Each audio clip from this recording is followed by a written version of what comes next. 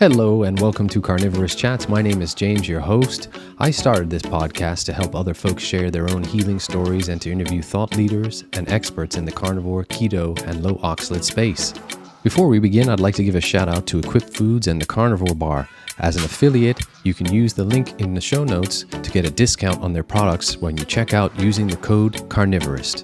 Thanks in advance for listening, subscribing, and any likes or shares. And now, on with the podcast.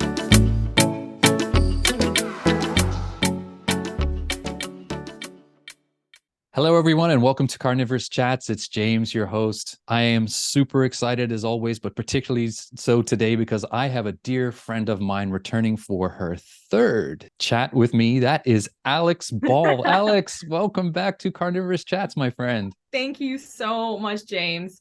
I've already mentioned it, but I literally was counting the days to this episode. I've been so excited to record again because so much life change has happened in a short period of time for both of us. And this is just the most wonderful open platform to share on that. And I know so many will resonate with both of our experiences and continued experiences. So I'm so happy to be back. I'm so happy to have you back, Alex, because we definitely needed this episode to catch up on what's been going on with the both of us. And please, listeners, excuse me today for telling a little bit of my story in amongst what Alex is going to tell you about hers, because I've had some things crop up over the last couple of months that I waited on purpose for this episode, Alex, to share with them. And what I'll do is I'll let people know to make sure, if this is their first time listening to you, to go back and please listen to the first two episodes that we did together, which are episodes 27 and 34, because that'll give them some good context on this conversation. But for those folks who are new to you, if you wouldn't mind just giving a brief synopsis, I know it's going to be difficult, there's so much there, but sort of an abridged version of where you were to where you are today, and we'll get into the most recent things that have been going on right afterwards, if you would be so kind, Alex. Thank you. Absolutely. So I've had kind of a long and tumultuous journey, which you will know if you've listened to any of my previous episodes with my health. I think the most significant to bring up is that the things I suffered with that have come back time and time again were that I was on repeated rounds of antibiotics as a child. I had multiple exposures to parasites, to different environmental toxins and issues such as mold. And then I also was vegan and vegetarian all together in culmination for over 10 years. And during that time, was also training extensively, very, very taxing on the body, endurance work with triathlons, marathons. So again, a lot of stress and inflammation on the body, and also experiencing a lot of both mental and physical trauma. So you bring all that together and eventually hit a sort of rock bottom, which I really addressed a lot in our second episode, where my body just gave out. I was living in a mold infested house. I was miserable in a job. This was during the pandemic. I was isolated and my body just had enough. My bones were breaking. I could barely walk. My inflammation was so bad that I pretty much would get out of bed, like crawl out of bed to binge eat the small amount of, crazy bits of nutrients I could get out of the vegan diet I was eating. That was a bizarre, wild, nutritionless version of it, even though I thought I was eating the right things with boluses of oxalates and smoothies full of toxins. But eventually after seeing countless doctors and getting nowhere, I knew it was time to take my health into my own hands, take ownership that I was going to have to be in the driver's seat of whether I lived or died.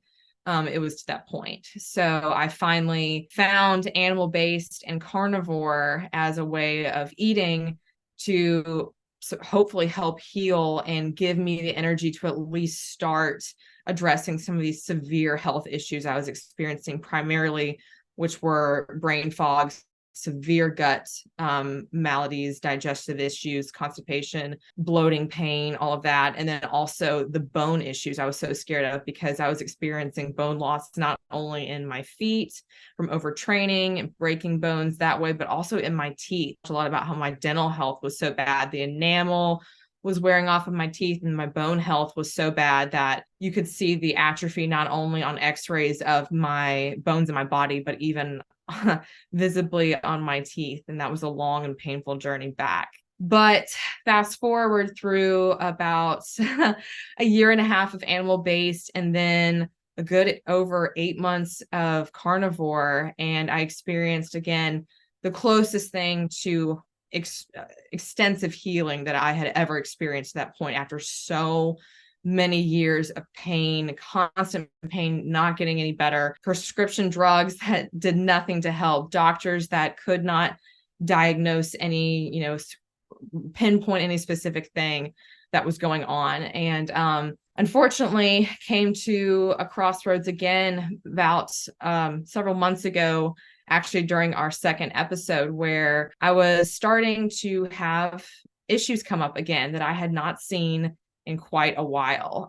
So issues that I experienced about 2 years prior during my time in Kentucky, where I was at my rock bottom, primarily the joint pain, the inflammation, the really bad digestive distress again.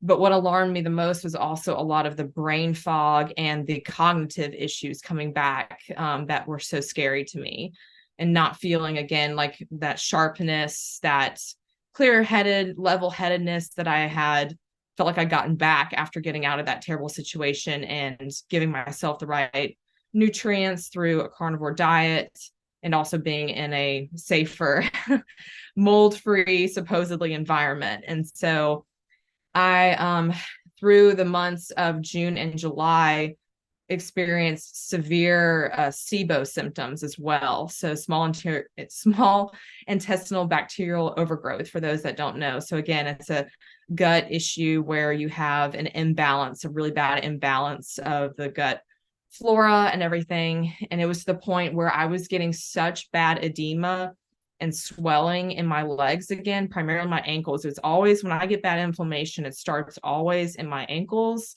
and in my face. So my face was just blown up, which if you look at my before pictures when I was so sick during my vegan days, I was this rail thin body with this puffy inflamed face. And then again, I had terrible stomach, super distended, like I was 9 months pregnant again.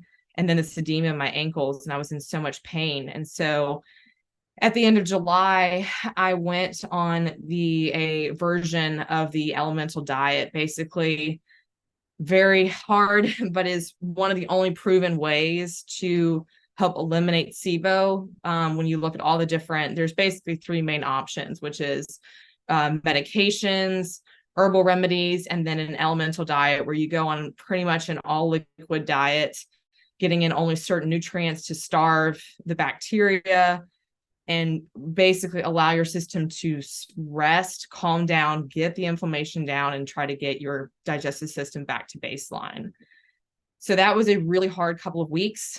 Went through it and got through it. And for about a week after completing that and reincorporating slowly back in animal products, things was feeling great and was so excited. And I was thinking, oh my goodness, maybe I can go back to animal based, even have some, safer like carbohydrates and things, and incorporate honey. And so I went through a couple period of playing around with different foods, thinking that the issue had been solved, and was given a rude awakening when, after trying with that, just the symptoms kept coming back. So my gut was still, even if the SIBO was potentially gone, it just showed me that my gut was still in a state of immense pain, inflammation, and distress.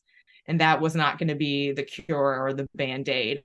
It's basically been at this point that I've realized that essentially there was no one diet that could solve the constant year after year after year of gut distress I was having. There was something more to it. At the same time, I was so worried because, again, these issues of brain fog were coming back. I was experiencing severe skin issues, itching, insomnia coming back. I felt like this massive wave, particularly in August when I was very stressed with work. My high levels of stress, all of these symptoms, both new and old, which is what was so alarming to me. I had never had psoriasis. I was having psoriasis all of a sudden, severe acne that I hadn't had since, again, my vegan days. And I hadn't seen it during any of my time animal-based or carnivore. I was getting all of this milia, which are these white little bumps on the sides of my face. And I would wake up just covered in them, itching scalp, the joint pain. I mean, you name it, just symptom after symptom after symptom. It was to the point in August where I getting out of bed in the morning, between the gut pain, the joint pain, all of these new symptoms that I had no clue where they were coming from, I just was so overwhelmed and scared. And I thought, there's only one thing I know of through all of my long, extensive months and days of research can potentially be the culprit for this. And it's CIRS, which is chronic inflammatory response syndrome, essentially where a lot of the times it's usually because you're in either a water damaged building or in a mold infested living situation. That's one of the most common ways, along with other issues like stress, trauma, inflammation. A lot of things can lead up to this. I decided to finally get my living situation tested. My living situation came back positive for multiple different strains of mold. So I had that feedback. And then I finally decided to take the VCS test, which is the main test that shows, again, if neurologically something is going on, that shows that you've had brain issues happening due to damage, again, from this breathing in mold spores. And I took it twice, failed it twice. And at that point knew that I had to basically go on a path to figuring out CIRS. And that can be very overwhelming because it's such a new and overwhelming diagnosis with very little help from, no surprise to everyone, the traditional medical community that's very not open to really talking about it, or even saying it's legit, or that it's people not thinking you're crazy for what you say are all these symptoms that don't seem related, that really all do come together. And that kind of brings us to where in the fall, I again hit, I would like to say, my third rock bottom, and I'll wrap up with this, which was I ended up in the emergency room passing out at work. My hemoglobin was severely low, ended up getting an emergency blood transfusion. And on top of that, I was showing severe signs of kidney distress. I was having immense, again, inflammation. All these markers for different related things were so low. Folic acid levels were low. Red blood cell counts were low. I had aplastic anemia, which I had shown during my vegan days as well. Countless issues where I finally knew that I had to, once I was stable and released, I was going to need to go on a protocol, because the Shoemaker protocol, which is essentially the only proven protocol to actually help cure CIRS. Since then, have found out that through some of that testing I've finally been able to get, I have had some of the brain atrophy issues that showed up on the NeuroQuant MRI, which is the very specific MRI you have to get done to see, again, if that damage has happened to the brain because of CIRS. And then also hypothyroidism, which I've had for years, but never was formally diagnosed. And then also the aplastic anemia, and then the a couple of deficiencies like the folic acid and then the low red blood cell counts. So a long grocery list of issues where someone could say, oh my goodness, isn't that because you're carnivore? You caused all this because you're carnivore. I have had a lot of these issues, again, come and go throughout my life, throughout very different extremes, non-extremes. But the one thing always being the case is that nothing could ever make them better. I really do credit, again, if you believe in God or a higher power, that that's where I've gotten today, to finally be able to get the testing that was so hard to get through the rigmarole of insurance and what's not covered, what is, getting support where I've had, again, a family that didn't believe me at all, that something was, wrong. They just were convinced it was remnants from a past in veganism. And so I'm very grateful to be where I am today, where at least I can see a path forward, and I'm encouraged by that. A lot of people can feel like I have all these things wrong. No one hears me. No one believes me. No one sees me. And that's how I felt so much for the past couple of months. So I just wanted to speak that out to anybody who feels that way. You're not alone. I want to say thank you for sharing, Alex, and so sorry that you had to go through this. But on the flip side of that, so happy that we now have the knowledge to be able to understand this thing called chronic inflammatory response syndrome. And I just want to give a super shout out to Nutrition with Judy, who is Yes. paving the way in this space. Way. When you consider, Alex, that 50% of buildings in the US are water damaged in some form, and you just consider how many people are affected by this. And what I'd like to do is just talk a second about chronic inflammatory response syndrome, how it's caused. As you aptly mentioned, it primarily is caused by mold exposure, water damaged buildings, drinking water that's contaminated, but it also can be because essentially what it is an immune dysregulation. Your immune system just gets unhinged. When these things get in your body, they cause your immune system to completely dysregulate, and a cascade of effects, which you've clearly seen. Is that who you found? It was Judy to help you on this journey in your research? How did you come across and figure out this whole CIRS thing? Where did you go? So it really, again, a lot of credit I give to the animal-based and carnivore community, because I've always loved, as you know, listening to podcasts from different people who really have influence in this area. And that led me to finding her podcast, Nutrition with Judy podcast, which is very well known, very popular. And I listened to I've listened to every single one of her episodes, probably 4 times through. I just always was gleaning so much information and insight from them, or even encouragement. She has a true heart you can just feel. And that's something that also has been so encouraging to me on this journey with CIRS, is so many of the people that are on, social media platforms or have influence that either have had CIRS or are working with people to help them in the CIRS community. They're so empathetic. They so understand the pain and the just overwhelm and depression that can come from just feeling so alone and like no one knows what you're talking about, and believes you. And so I listened to a couple, again, I was listening to her and she was the first go-to. I went to her website. She showed different testing you can get, again, because this can be very expensive. And that's a lot of times why people get so discouraged, me included, was the overwhelming cost that can come with trying to go through a CIRS protocol. And that has halted me for so long on trying to get proper healing from this. And so I went through some of the bare minimum testing she said you could get just to get an idea of how extensive the CIRS issues you could be. And also through her platform, I also found a Shoemaker protocol DO, or a physician who was Dr. Osteopath, who was incredible, and that I was able to meet with virtually and could work with. So I'm now working with a Shoemaker, again, protocol specialist through Nutrition with Judy that is going to be helping me go through the Shoemaker protocol now that we've gone through testing and have an idea of what we're dealing with. Beginning end of this year and then the beginning of 2024, I'll be going through that whole protocol now. But really, what I give credit to is Judy, because it was through her resources that I kind of started this.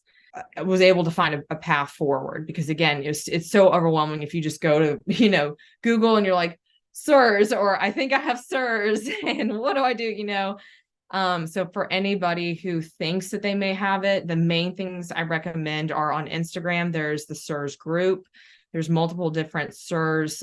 If you just type in like CIRS accounts will come up that are official accounts that will give you resources, direct you to things like Nutrition with Judy, websites and resources that, again, have all this empathetic ability to know where you're coming from, whether it's the financial struggle that can come with treating CIRS or not knowing where to begin, the overwhelm of testing, because testing is so confusing and there's loophole after loophole after loophole you may have to go through. And so I always say, start there, and then one step at a time. Don't try to take it all on at once, because you can't. You have to take one step at a time. If you don't, it can seem daunting and overwhelming. Thank goodness for people like Judy who have the wherewithal to lay it out in layman's terms and create graphics that are easy to understand, because in a brain fog state, which, by the way, is a symptom of CIRS. It just can be, as you say, overwhelming, Alex. In leading up to today's episode, as you know, I pulled some of our followers on Instagram to submit some questions and told them we'd be talking about CIRS. And we got a number of great questions submitted. So the very first one that I'd like to sort of dive into now, if it's okay with you, is what are the beginning symptoms of CIRS? And I'll speak to a couple. You've already mentioned a few, but it can be challenging because CIRS symptoms also mimic other illnesses, and it can be combined. Yes. So we'll go into the testing as well, because I always advocate for test, don't guess, because if you get out there on Dr. Google, you can think you have everything and anything, everything, and all the things. But a couple of the main ones that I learned about were the just crushing fatigue being one, inability to retain new information, which we talked about, the brain fog, light sensitivity, sinus congestion, cough, joint pain, morning stiffness, red eyes, blurred vision, mood swings, appetite swings, vertigo. These are some of the things that people should be looking for. You've already mentioned a couple, Alex. So what would you say to those people that are going, oh man, I wonder if I've had exposure to mold. I wonder if I had chronic inflammatory response syndrome. What are the sort of the things you first noticed? I would say, you hit on a number of them. I think it's the alarming nature of when there's several of them at once. Because for a lot of people, they might say, oh, I have, Crohn's, or I have a stomach issue. But then it's like, well, I'm also experiencing for me, redness and itching of the eyes, severe itching of the scalp that I had never experienced before, the coming back of the chronic severe joint pain and inflammation. All of these things where if you look at each one individually, what are you thinking? That's a sign of inflammation. Itchiness, sign of inflammation. Swelling, sign of inflammation. And again, body dysregulation. It can't eliminate toxins. There's a biotoxin buildup here going on. And then for me, the not being able to properly digest, well, that's a sign of a compromised gut that, again, has not been able to properly heal, no matter how many different protocols I went through, SIBO, parasite cleanses, you name it. Since, again, what we referenced in some of the previous episodes with like when I had Giardia and all these things and thinking that I'd cured these, nope. My body couldn't. It didn't have the capability.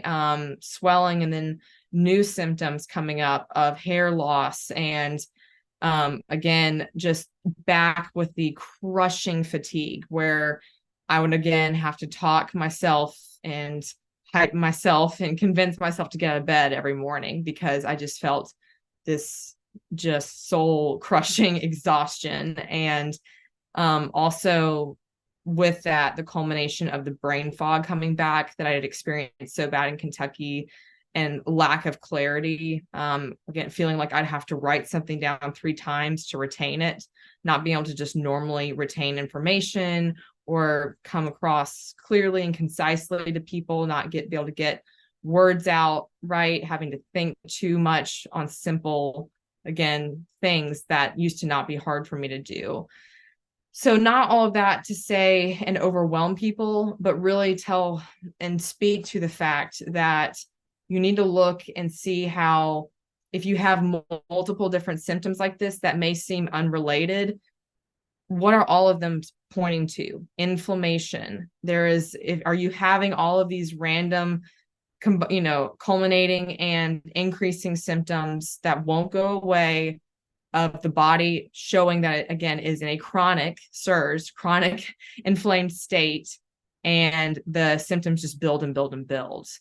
So that was really my realization with this, was that, oh, well, they are actually connected, because they're all in my body. My body is one being, and it's just starting to add inflammation in other areas that it didn't before, because now it's just overwhelmed. So the inflammation has to go somewhere else and start acting out in other places now, in addition to the ones it was before. You hit on something that we're going to talk about a little bit more in detail as we move on in our conversation, and that is the gut issues that come along with something like CIRS, because mold can colonize, as we talked about prior to starting the recording, your nasal cavity. It can colonize especially your gastrointestinal tract, which can cause leaky gut. So What I want to just talk about, Alex, is you mentioned for those folks again that are going, okay, this is the first I've heard of CIRS. This sounds a lot like what I'm going through or have been going through for many years. You mentioned that there is some testing, and I'll go through a couple of the things quickly too. What Judy recommends and what you talked about was that VCS test, and VCS for the listener stands for visual contrast sensitivity. Is that correct, Alex? And how does that work for you? It's actually black and white, the whole test is, but you're having to look whether with like one eye closed or the other, different lines and different sort of patterns of there's just these pattern boxes and things, and you're trying to see different visual patterns, and you answer, is it one or the other? You might have three options, and you go through a number of these time and time again, where there's different diagonals, different patterns. And again, if you've had exposure or you have CIRS issues, it causes neurological damage to the brain, where you will show positive through this testing. You fail the test, essentially. You won't be able to see the correct patterns, the right trend in that line of testing. So it's a really beautiful place to start, because again, it is a bare minimum. It's like a $15 donation to the official group that does it. And this isn't like thousands of dollars of testing or anything, but it is a bare minimum, because it is like 99.9% effective at showing that you may have some of the brain concerns that can come about with a long exposure and a longer timeline with CIRS, essentially. So it doesn't mean that no other testing is needed. Like if you that's the one thing I always say is the hold on, is that if you don't fail the test, don't necessarily run away and be like, oh, I don't have CIRS, I'm great. However, it can be a place to start where you're like, okay, I do know that maybe there are other things I need to look at, or maybe I need to look at, because Nutrition with Judy does have lab orders you can do, where there's the mini CIRS protocol, where again, it's like a smaller baseline of testing that's not these overwhelming like 10 plus tests that they recommend that may not all be essential, because there's so many things you can test for. Different blockers, Marcon. I could go down a long rabbit hole with all of it, but knowing whether you might need to do that or not, and go on to the next stage of testing, this is at least a place to start where okay, I can decide if this is something I really need to take on or not. So that's what I highly recommend beginning with. Absolutely. And I will post a link in the show notes to this episode. Nutrition with Judy, again, can't thank her enough. She has a wonderful link to her website where she basically outlines everything we just talked about, including the tests, the blood work, including the protocols, what they entail. And it's just so informative. I took a scroll through it today and was just amazed. And there's a thing on her symptom list where she calls it the 13 clusters of symptoms, which point towards you potentially having CIRS as well. Some of the other tests, as Alex mentioned, where the blood work, there's two levels. You can get a more in-depth one or a basic one. And then you can also, as people do, test their homes for mold, the Hurts Me test, where people come in and test your home for mold. And then there's the Marcon nasal swab, where you get a nasal swab to see if you have it colonized in your nasal passages. The other one thing I will say, and James, maybe you can put this in the show notes for people, is there is a website called Surviving Mold. You literally Google it, Surviving Mold. But that is a wealth of on different testing, both for your home and for yourself, as well as the both simple to complex, again, steps you can take if you do think that your CIRS may be caused by mold. So that's another thing I want to point out, is that let's say you take the VCS test and you say, okay, I may have CIRS. Also just take a look through your timeline in life and say, well, would that maybe be CIRS because of Lyme? Have I ever had Lyme, been said that I have Lyme disease, or have I ever had a really bad spider bite, or did I live in a mold infested building or water damaged building? And again, if you have some of those things in your timeline as well, that might help you pinpoint and be better able to assess what could have caused CIRS, and also if you have it or not. And if you do think it's from mold, again, a resource like this, Surviving Mold, can be a wealth of knowledge on how to best go, again, knowing that you have to obviously first step and not be in a moldy situation currently to help remediate both your place and your body. So I want to point that out as well. These next set of questions tie in directly to CIRS and indirectly because, again, there's some of these issues that can crop up for people that don't have CIRS and may have other issues going on. But the first one I'd like to discuss is someone asked you, had you ever experienced histamine issues before? Which I think you already answered, but this incredibly can tie into a number of things. Oxalates, as we know about, and I've had Monique Addinger and Sally Norton on here on how oxalates can contribute to histamine issues, and it can also tie into mold illness as well, the histamine response. A lot of people that have CIRS have cited that they had terrible histamine issues. But how about you, Alex? What have you experienced? Yes, so both of that. And so that was another thing I noted, was that I had horrible histamine intolerance issues when I was vegan. And I've experienced them again at different times on an animal-based diet, on a carnivore diet, and most recently I've been more ketovore, which we can get into on what my current diet is and what I'm going to be doing going forward. But I've noticed, again, I had during the time of when I was going through a SIBO, before I went through my SIBO elemental diet protocol, I was having some of the worst histamine flare-ups I'd experienced in years. And again, I think a lot of that related to environmental exposures, inflammatory responses, and all that. So I definitely think that you can have histamine issues on any diet. And that, again, it's a lot of times something that comes along with other gut distress, leaky gut, other issues can tie into it, and it can be a sign of those. And also it's a really good time to reflect on what you're eating, because that's the best way to also help alleviate the symptoms. And we can get into that as well, of how I go about that, because I had very much sort of forgotten about histamines until I had this really bad flare up a couple months ago, and I took a step back and had quite a bright, wide awakening. And I was eating a lot of very wild carnivore, and then ketovore, very high histamine foods. Because again, if you have a healthy body, it doesn't necessarily mean that foods with histamines are bad. It's just that your body can't handle them. So perfect example being canned tinned fish is one of my favorite things ever. If anybody has seen my Instagram, I have a hashtag sardine sisters, and there is not much I love more than just like sardines, anchovies, these little very strong tasting fish, but they are a canned fish. And that's something that I eat quite a bit of, and is higher in histamines than fresh fish. So that's just one example of, again, that's something that is so nutritious and so good for you. There's people who go on sardine fasts, and all of that. But so you have to also be aware of where you're at. And if you're having histamine flare-ups, maybe substituting that with fresher, maybe it's a leaner fish, but you can't handle a fattier fish at the time. And again, we'll get into with James's story, how, fats might be higher fat at certain times or lower fat. You have to listen to what your body's asking for.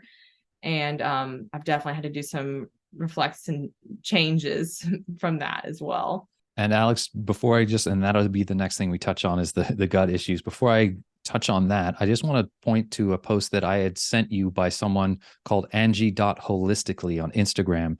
And Angie made a fabulous post recently, and I say recently, it's a couple of months ago, that talked about the tie-in between oxalates and mold toxicity, and really highlighted the sort of nuances between the two, which no one really had talked about prior. And it was talking about how oxalic acid can be produced by mold species, Aspergillus, and how the two can be combined. And it's so nuanced when you have oxalate toxicity and mold infestation, how problematic it can be and cause histamine. And then what do people do? They take a lot of vitamin C, and vitamin C typically is made from Aspergillus niger and produced on GMO corn. Oh my goodness. And I went on high dose vitamin C protocols. Oh. And I know, just a mention to it, during my extreme vegan and vegetarian days, I was guzzling foods with citric acid in them, and even like the 0-calorie Zevia sodas, the third ingredient is citric acid. That is, again, there's mold derivatives in there and everything. So I know that it not only was affecting severe gut distress for me, but also like a lot of the joint pain, all that, because you can tie that to oxalates, but then you don't realize that your body, again, the pain from like those oxalate crystals and everything, it could also be from what you're eating, and then those histamines that are being generated, and then the two just hit head, two forces at once, so that doubles the pain and doubles the issue that you're trying to address. So very much so, yes. Oh my goodness. It's such a rabbit hole when you go down it. And this one's another big one because it's such a wide open question, but it ties into what we're talking about. And that is suggestions for leaky gut. And I will let you kick this one off because it can be a big one, and I'll chime in later. About to say, I always tell James a little warning that there's certain issues I can go into a soapbox about, and this is one where I have to keep myself from it. But I would say the biggest is you have to be intuitive with the fact and really, really hone in on that the mind and the body are connected. So if you are in a stress state in your body, whether it's about work or if it is bad sleep, which I struggle with, insomnia is one of the hardest things that I'm still working through again.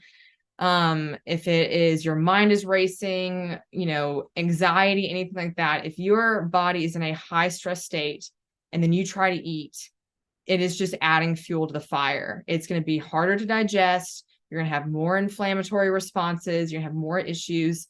So for me, currently, what is so crucial for me to do is to, even if it's like the right time of day for me to eat or whatever, if I know that my body is anxious and I can feel it in my stomach, I can feel it in my chest, if I'm overwhelmed again by different other issues I'm experiencing in my body, or I'm just stressed, I'm not going to force food to become another variable in that system. So when I eat also, I am very intuitive of that. Breathing, sitting down to eat, sit down, have a safe place for you to have a space where, again, your body knows it's in a safe environment, maybe taking some deep breaths, just getting yourself and your nervous system calmed enough to where, again, your body isn't trying to fight you back when you're trying to ingest nutrients. And again, you're trying to bring those healing, good foods into your body to help with your energy, to help with you getting better.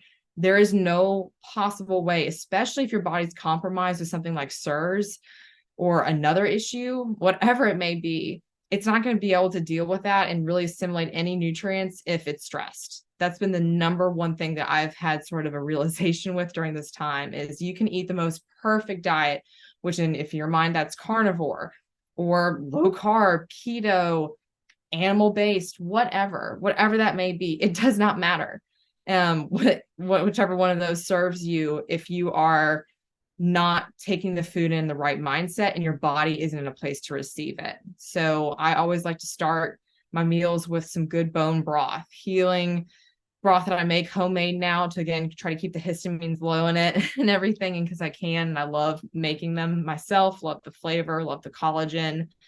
So kind of prepping my digestive system, and then also giving myself a little bit of time after having all that liquid to then eat solid foods. So not just rushing in with the next food or, whatever I'm going to have, but giving my body some time to take in that good collagen, to take in that good liquid. So starting some meals off with, even if it's just a few sips of that, prepping my body, giving it a little bit of time, and then having whatever food I have, sitting down, slowly chewing it, lots of good chewing, not breathing a ton or drinking a ton of water while I'm trying to eat.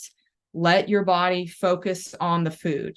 So again, the mind-body connection, chewing the food, like, man, this may sound cheesy, but I swear it does help. When you look at that food, say to yourself, this is nourishing my body. This is safe. This is good for me. Just, again, that mind-body connection is so powerful and we forget it. So all of that to try and de-stress. And for me, again, it's not what is that food, but how are you receiving it? So slow, intentional, mindful, and then sitting with yourself a little bit after you have your meal, or even if it's a snack. This can be with any time you're having food throughout the day, just trying to take a moment, even if it's in your car, in between work and school and kids, whatever, breathing a little afterwards, thanking your body for receiving the food, and then going along with your day. So I know I'm beating this into the ground, but I just can't emphasize enough how much stress is such a big variable. And if your body is stressed, either with you inhaling the food fast or not present with it or not in the right headspace, your digestion's already going to be off. That anxiety goes straight to your stomach, straight to your gut, and it will be compromised from the start. So that's really helped a lot of my leaky gut symptoms as well. Excellent advice, Alex. I love it because that really is what people should focus on first. I am going to give you a chance to take a little bit of a break because I'll tell my soapbox story now, what I've been going through and other investigations I've done to help my own leaky gut symptoms. And I'll preface this by telling the listeners as well that, we aren't what we eat, we are what we absorb. So that goes back to the leaky gut symptoms, right? Because Absolutely. if we are not assimilating those nutrients and then having leaky gut on top and allowing some of the stuff that we don't digest properly to get back in and be thought of as an invader by our immune system, this then creates more inflammation and exacerbates the whole symptom. My vegan past definitely, and I'm sure it's the same with you, Alex, it lowered my stomach acidity. In our past conversations, I told folks about how the digestive process started, and it starts in your mouth and breaking down the food in our mouth. And as you mentioned, through chewing and the amylase that we build in our mouth. But then the next stage is getting into your stomach. And unfortunately, vegetarian and vegan diets are notorious. And Leaire Keith is a huge one with this, where she basically taught me about this, is that it lowers your stomach acid because it doesn't have to work as hard when it's not breaking down tougher things like meat in our stomachs. So early on in my journey, I learned that, and I was taking betaine HCl a lot. And it helped tremendously with gas, bloating, digesting food. I also had to add in a fat enzyme, digestive high lipase. And that was because I knew that I had gallbladder issues as well, again, because of my past dietary choices. Also, not breaking down fat into cholesterol, which are the building blocks for hormones in our body when you don't have sufficient stomach acid. So you can kind of get the picture here, audience, that things have to work synergistically in your body. And if any one thing starts to not perform, it has a cascading effect. There's that word again. We were talking about it with mold illness. So laundry list of symptoms come up. Yep. That's it. So you start to notice things like undigested food in your stool. I'm sorry, audience, we got to talk about this stuff. You start to notice loose bowel movements, floating stools as well when you're not digesting your fat. And I improved my digestion tremendously because a carnivore diet, and Alex and I will talk about this a little bit further, is a tool in the toolbox to help reduce inflammation in the body. It is not the be all and end all, but it is a very powerful tool to help reduce inflammation. And that also means helping leaky gut, people with Crohn's colitis. This is how they heal themselves on carnivore alone. However, for myself and someone like Alex, this is not as simple as that. We have other ongoing issues. So I had known about my gallbladder and digestive issues, and I had also heard Leaire Keith saying that her doctor told her that she would be on betaine for the rest of her life, or a good portion of it. But me, being the silly man that I am, thought that, oh, wow, I'm feeling so much better. I can come off these things. And I paid the price for it. I started to notice I was having a lot of discomfort, a lot of upper right quadrant pain, which is where my gallbladder is located, and where everyone's gallbladder is located. And it was painful, very painful. I was like, what is going on here? Am I going to have to go back and have another ultrasound? They wanted my gallbladder out prior to that. And I was like, starting to get a little concerned, because then the pain spread over to my left side, where my pancreas is. And if you have gallbladder issues, which turn into liver issues, that can then turn into pancreas issues. So again, it compounds. So I started to get very nervous. So I researched online and thought to myself, okay, how did I do this before? Back on the stomach acid, back on the Butch's betaine HCl, which are pills that I use. And then I came across something that I had used in my past on a protocol for eliminating parasites, which is TUDCA. Now, please, audience, I'm going to butcher the proper name of this. It was toro-dioroxicalic acid. So there we go. Say that quickly. Anyway, TUDCA is very beneficial for bile flow, liver protectant, neurological inflammation, but it is hugely helpful to get bile flowing that is sludgy after years of that. And I've been on that for a few weeks, and I have noticed tremendous improvement. So I just want to let folks know there are options. I saw a question come across, Alex, and I'll ask you next on your own opinion on this, but the question was, do you recommend supplements like butyrate, which are recommended for those with leaky gut? Have you ever used it? For me, no, I have not. I have used a number of different supplements. You mentioned like digestive enzymes. I have used betaine HCl, and I actually am back on it currently again. Right when you said it, I was like, oh, that sounds familiar. Back doing that. But because I've had such an issue all through my journey absorbing fats again after being so deplete of them on a vegan diet like I was. So I definitely think there could be a place for butyrate for certain people, on even on an animal-based diet where again there's a lot of fuel to the fire, where some people say you shouldn't need it, or butter instead of butyrate, and all these things. And I always like to say that on an animal-based diet, there you may want to, it depends on your goals, just like any other supplement. There are people on animal-based diets that are wanting to build muscle, so they add in creatine, or they are protein powder, and I do that as well. I love, we both do Equip Protein, does amazing collagen and protein that we both love, and they do a colostrum. So again, I'm not anti-supplement at all. I would love to be able to get everything that I can for optimal health through food first. But again, I've learned on this journey that my body can't either at certain times handle, or it's not potent enough, or I'd have to eat inabsorbent quantities of a food to get the right amounts currently with where my health is, that a supplement can help me with. And again, and it's a supplement, so it's not meant to necessarily be forever, but it's something that can help with certain symptoms. But butyrate is one that I never pursued. I did experience some benefits with berberine, which I know has been a kind of a hot one of recent, but very much making sure my B vitamins were in a good range, and supplementing some where that was needed with different various B vitamins, and also folic acid. And then also the berberine just for both my gut and overall cognition, lots of different things that it's been shown to help with. But yeah, how about you, James? There's not a whole lot I feel like I can speak to with butyrate specifically, since I never felt it would be necessary to add on to my carnivore or an animal-based approach.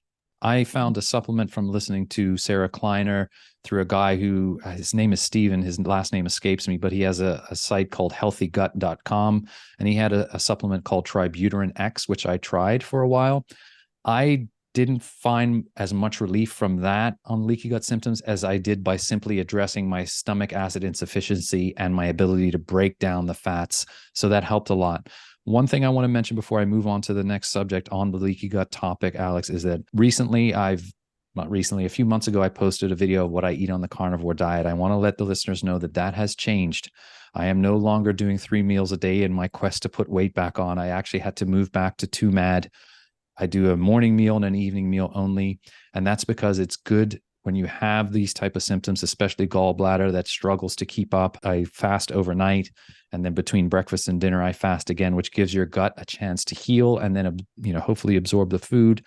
I've also switched to lower fats on my food. So we talked about things like lower fat dairy, lower fat meats. I've gone to much more leaner cuts if I can, predominantly, albeit I still include some ribeyes and things that I can on my evening meal, but much more of a lower fat to just help my gallbladder not to have to work as hard. And that's proven to be very helpful for me. And I think that's so good for you to mention again to our listeners, because one thing that we both preach so much is that there is no one end all be all version of this for us. Again, I experimented the past 2 months with a more carnivore approach. So I did bring in some plant foods, wanted to experiment with that, see how my body responded. Right now, I'm experiencing enough issues with pain and inflammation that, again, we can dig into this later, but I will be going back to more of a pretty much a full, stricter carnivore, beef, butter, bacon, eggs, kind of culmination of the two, not full lion probably, but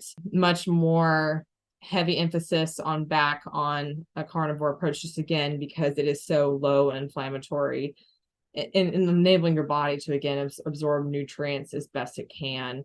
But the way you do that is up to you. What does your body need? For James right now, high fat does not serve him. There are certain people where again, in this space, when it first became popular with steak and butter gal, it was, you need to eat a stick of butter a day, or you're doing this wrong, and that was sort of the message that came across, whether, not intentionally necessarily, but a lot has come out, and you can see this time again with so many different influencers in this space, that there are many different ways of doing this that serve different people who, again, we're all coming from different backgrounds with our health and have different issues, whether maybe that's gallbladder issues or joint issues or digestive issues. And your body may not be able to handle 5 ribeyes, but that might work great for somebody else. You just have to, again, do a lot of your own trial and error to realize what version of this could be the most healing for you and is the right version for you. Well said, Alex. What I'd like to dive into next is a question that you touched on earlier related to CIRS as well, but again, tied into your healing journey. And that was the one on, had you had any skin issues ever, both on and off carnivore? And I think I know the answer to this one, but you go ahead. I know I touched on it a little bit earlier, but the thing that baffled me the most is that the only time I had experienced really, really bad skin issues in my life was when I was vegan. And I know it was my body was so inflamed and also so malnutrition that it was begging again for me to listen to it. And it finally showed out in my skin. I was having cystic acne, painful sores on my face, huge again, and they would take forever to heal. New ones would pop up immediately afterwards. And the only thing that changed with was one, when I finally reduced some of the stress I was going under with all the overtraining on my body. And then also with the animal-based diet, finally getting in proper fats and good things that are so crucial for your skin health. Good calcium, good things for my bones, all of that also ties into your skin health. And your skin, again, is one of the first organs, because it is, your outer organ, to show when something a lot of times nutritionally is devoid, or where a lot of inflammation is in the body. So I was shocked and pleasantly surprised to see when I began animal-based and then carnivore, my skin was the best it had ever been. And it consistently stayed like that. Much more, again, it wasn't so dry. I didn't have all these painful welts anymore. Even scarring that I'd had was going away. And the thing where I was just absolutely shocked was when a couple months ago, I started experiencing these symptoms again, these starting to get welts again, and also other skin issues like psoriasis, painful milia, these small bumps on my chin, just again, bad skin issues that I had never experienced except on a vegan diet. And this is where I knew that another kind of confirmation with my CIRS journey, that the carnivore diet wasn't to blame for that. And it's not like, oh, well, this diet isn't working for me, that's the reason my skin's horrible or whatever. But again, just inflammation where it was building up. It started just like it always does in my joints. And then it transitioned to in my gut, where I was starting to have gut issues again, even though I was doing the protocol that had been working well and helping heal my system. Well, then the inflammation needed to spread somewhere else. So it went to itching in my scalp, which I never experienced before. And then finally it decided to let's go show up in Alex's skin, because it's another issue, another area we haven't gone before because we're inflamed and the root cause isn't being dealt with. And so all of that to say that if you have skin issues, where you need to start with is your diet, because it is a tool in your toolbox that you can use to help with it.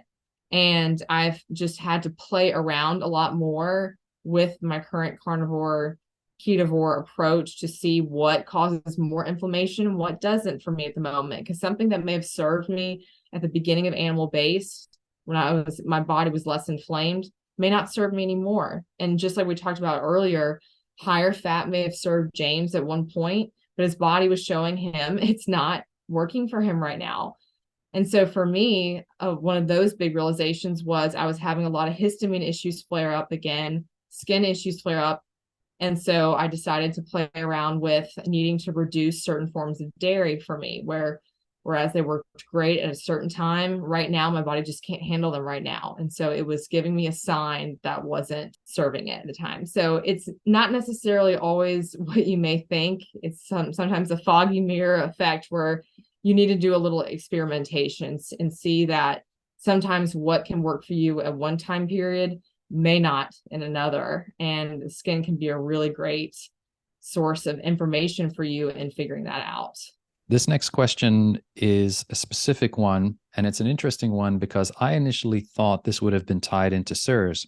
But as I mentioned, just listening to a podcast that Judy had done with the gentleman who should be accredited with this whole thing, and that's Dr. Richie Shoemaker, whom the protocol is named after, is hypothyroidism. Have you had it in your past, and any advice for those folks that have it? Interestingly enough, Dr. Shoemaker said in that podcast that hypothyroidism was not directly related, as far as he at the time could tell, to CIRS itself and chronic inflammatory response syndrome. And that's something that's interesting. That was a surprise to me too when I heard that. And since then, I have had testing to show that I am hypothyroid, which again, for years, I knew I likely was, because every single symptom I was in raging red flag, to a T with all the symptoms. No temperature regulation, extreme fatigue, digestive distress. I mean, you name an issue with hyperthyroidism, and it just was like a slap in the face, time and time again.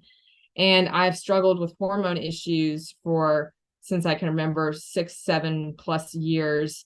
And a lot of it was during my vegan days, again, under high stress. And so it's something where even if it's not necessarily related to CIRS, a lot of CIRS people have issues with hypothyroid because, again, you have an inability to really regulate properly certain bodily functions.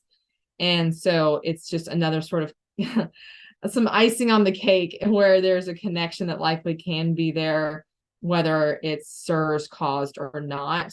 I haven't been able to really pinpoint whether it's necessarily was caused by that or like we're sort of a chicken and the egg kind of a thing.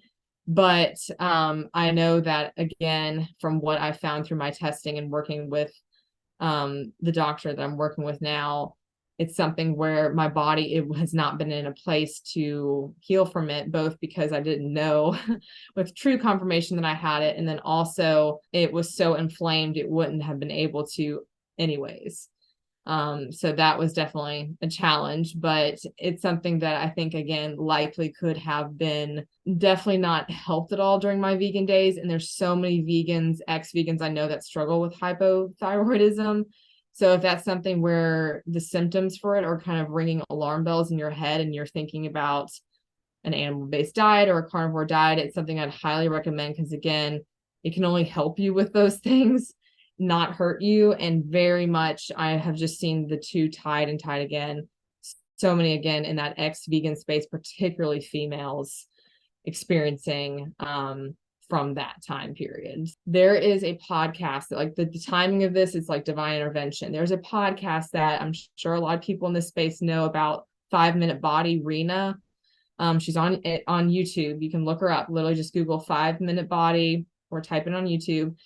She just did a podcast with Dr. Elizabeth Bright, who is a thyroid specialist.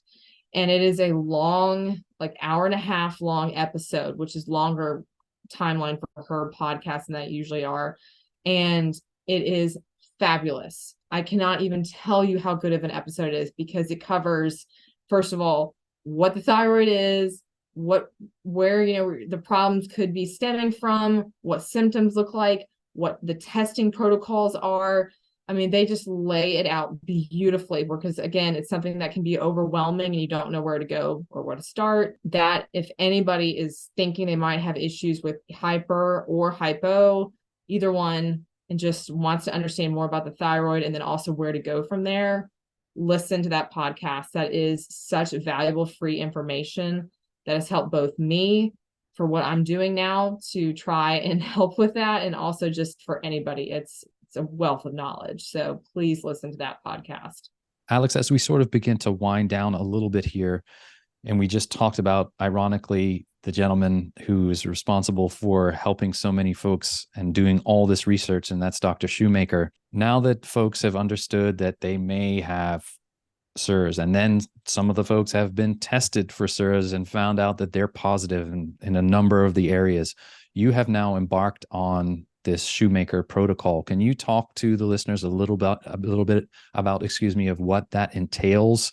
And it is certainly about the journey, because it can be daunting for some, can't it? So daunting. Yes. The first thing, again, they typically break it down into 4 main steps. And again, this is where I highly recommend checking out the CIRS group on Instagram. They have some really great, simple infographics that help break this down better than I can, obviously, because I'm new to really understanding and being able to convey this better in this space. But the first thing you have to do is, through testing and everything, recognize the issue, verbalize it to yourself, and then decide you're going to have to take some pretty significant steps in your life to get out of this. It's unfortunately something where you can't take one supplement and you're done. It's a whole life transformation, usually, for a lot of people. Unfortunately, that may mean moving out of your house if it's mold infested, or going under remediation, which is what I'm currently dealing with. You have to understand that this is a issue that affects your environment, it affects your mind, it affects your body, it affects all of those things. And so all of those parts have to be dealt with. And also, there is absolutely no point in pursuing the extensive testing, the protocol, all of that, if you are not willing to take the environmental steps, because you can't heal in a sick environment. That is the biggest key that I realized, and was a big wake-up call when I first met with the doctor who I'm going on this journey with. He said, if you are not willing or able, unfortunately, I hate to say it, he said, I'm sorry, but it's the truth, to get out of your mold infested place or to remediate it, there is no point on you going through, as hard as it will be, the strain and the tiring journey of going on different medications or supplements, because they will work. You have to be in a situation, environment of healing where your body is safe enough to finally be able to start taking on those biotoxins and start removing those things and lowering the inflammation and everything. And it cannot do that in the space where those issues happened. So that's where I really emphasize, especially if you think that it may be mold that is causing your issue, get your place tested, and then start, with a VCS test maybe for yourself. And then if you suspect you're living in a water damage, or have lived in the past, water damaged, mold damaged spaces, getting them tested, I think, is key, because you need to know before you take any other steps and go through that process that can feel, again, very daunting and overwhelming. You need to know you're in a place of safety for your body to heal. And so for me, what that looks like currently is, because I am not, both from a financial and just from a situational perspective, able to move. It started off with, I got an air filter, a very powerful one for my place, which is Air Oasis. It's one of the top recommended ones. Air Doctor is another one that has been known to really help with the specific, again, issues of breathing in different spores and biotoxin markers and everything. But I have an Air Oasis air filter, and I'm also now working with a mold specialist, which you can find them, again, through the Surviving Mold website. Has a great page of information on how to go about finding a mold specialist to come test your area. Undergone that testing, and then I'm now working with them on the remediation that needs to take place for my home to be safe. So that's all going to be going on currently. But the smallest step I would take is, if the bare minimum being that if you can't immediately relocate, you need to at least get a filter or something that's been proven to help you breathe in better air, to actually be cleansing of that air, effective for CIRS and the different mold issues that come into play with that.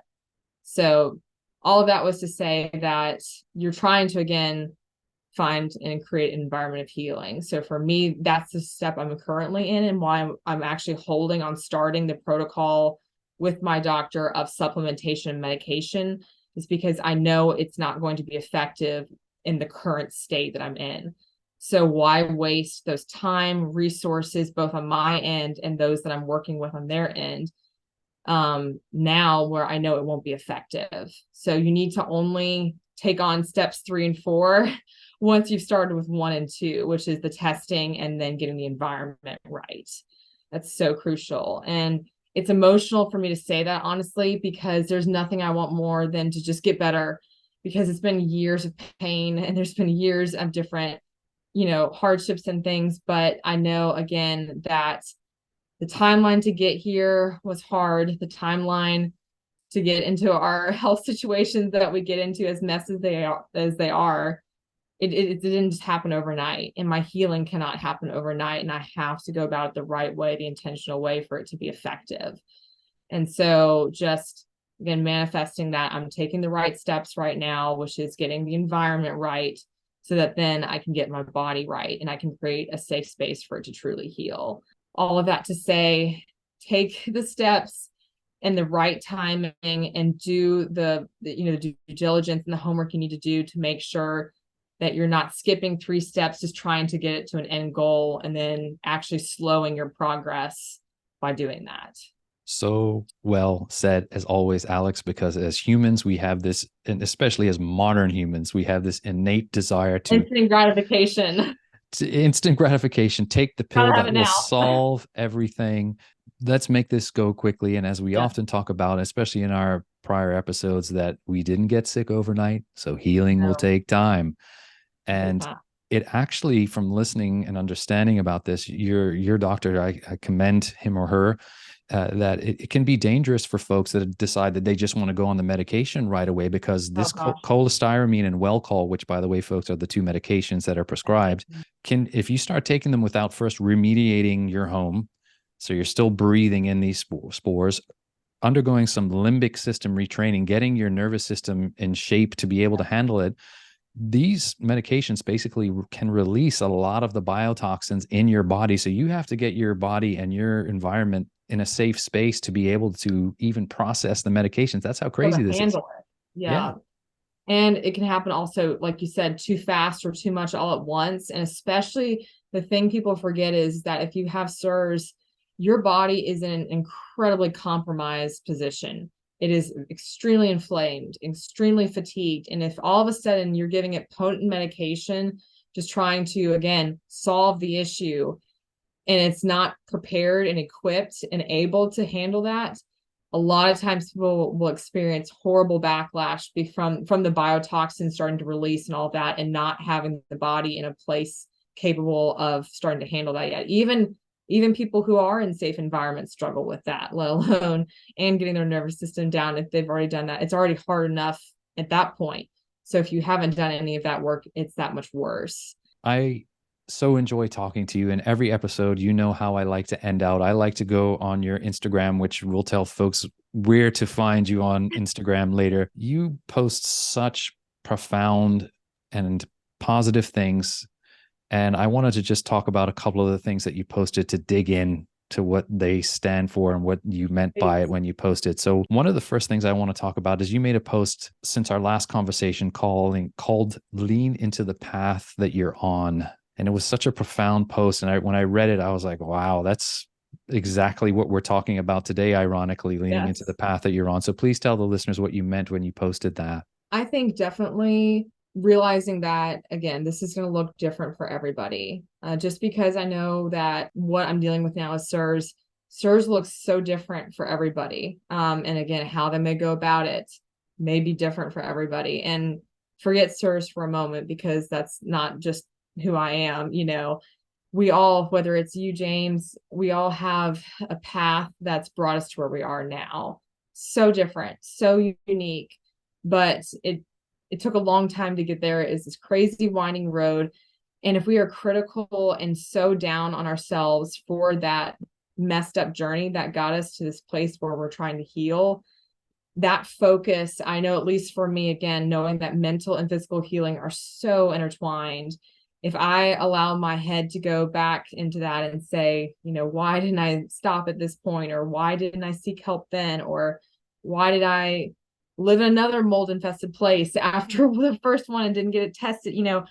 It doesn't matter. I'm here now. I know I have to be in the driver's seat now of my healing, or else I will, in my anxious brain that I struggle with, just be paralyzed by the fear of the unknown and the sadness of the past that I'm trying to free myself of. And so I know that the only way to improve that is to lean into that. Okay, I can make progress forward. I felt so doomed 2 months ago. I just was overwhelmed by the fact that I don't have the support of my family. I feel overwhelmed by all of these different tests and all the CIRS stuff, and, also experiencing the physical pain and just all of that. And I had to step back and say, okay, remember that none of that will improve if I just stay here ruminating on all these overwhelms. And I know I'm strong. I know I'm capable. Just manifesting, lean into this journey. Something will work out for the better. I know that this isn't the end of my story. And so just manifesting and literally professing that out loud every day, and little breakthroughs started to happen where I was able to get some proper testing, and then have some family members come about, realize what was going on, and start showing some support.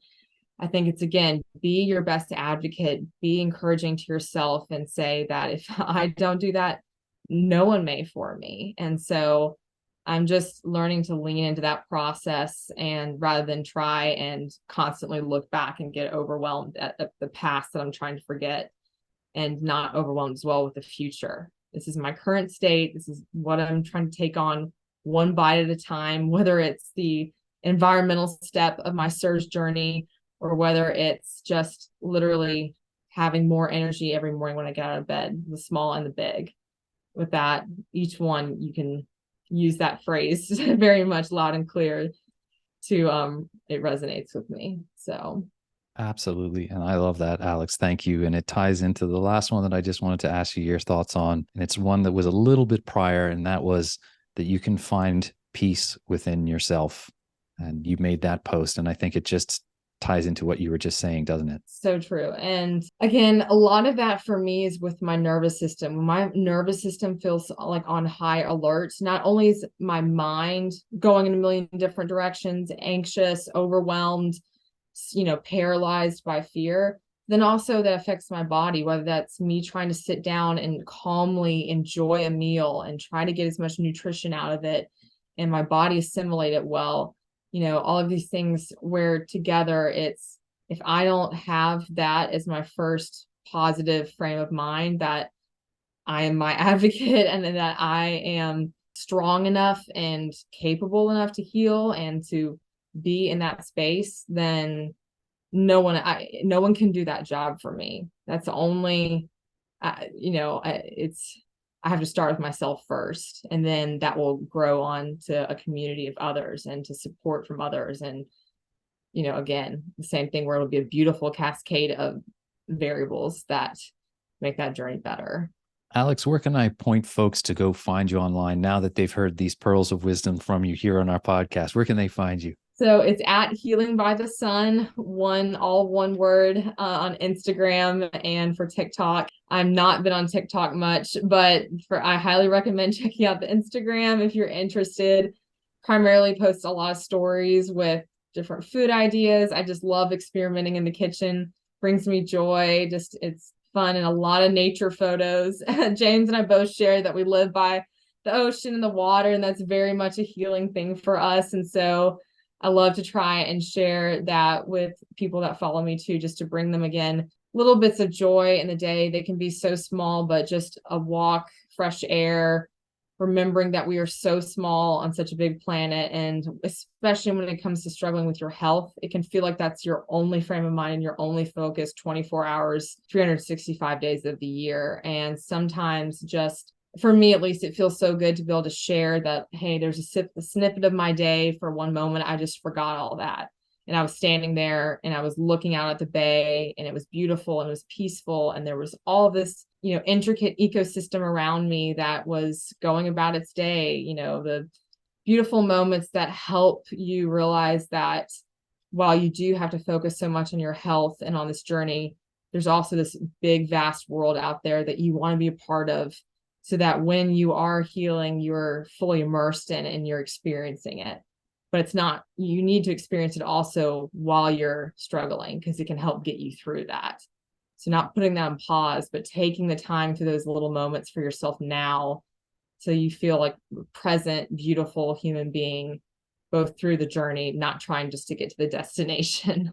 Alex Ball, I mean this from the bottom of my heart. It is always a joy to speak with you. I always feel like it's such a healing thing when we come together. No wonder you chose healing by the sun, because these conversations are so important, especially for those folks that are out there that are suffering, that we don't want to go through what we went through, or may figure out something from our conversation and glean some of this information. I appreciate you so much. I know our listeners do too, because I've received feedback on our prior episodes. And again, I'll make sure I post those in the show notes.